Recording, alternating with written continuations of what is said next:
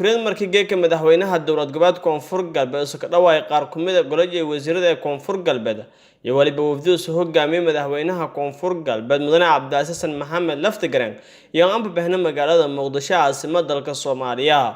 wayba garoonka diyaar-degaanka eedan Abdille Usmaan ka dhawaaqay mas'uuliyiin shirkadiisan oo iska jar xildhibaan ku wada tirsan baarlamaanka minka Korea baarlamaanka minka hoose wasiir ku tirsan xukuumadda Soomaaliya kulan madaxweynaha iyo waliba la hangalbi qaybta VIP ee garoonka waliba meelaasay isu kala hadlay warbaahinta usoo koreentiisan kuma hanagay mas'uuliyiinta shirkadiisan ee garoonka ka dhawaaytay usoo faahfaahin dheer sukubi ujeedka safarji usa ka diray caasimadda dalka Soomaaliya ee Muqdisho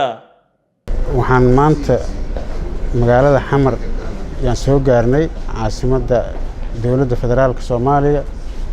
aniga iyo wafdi ila jiray waxaan u nimid arrimo shaqo waxaan u mahad celinayaa dadkii mas'uuliyiinta ahaa oo na soo dhaweeyay oo ka tirsanaa dawladda federaalka wasiirada xildhibaanada siyaasiyiinta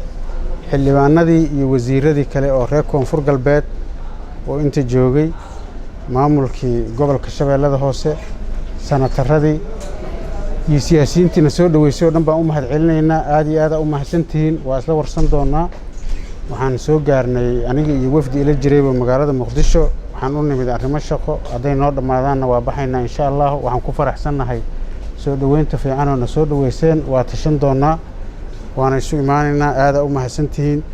Faisal Hussein KJS TV magaalada Baydhabo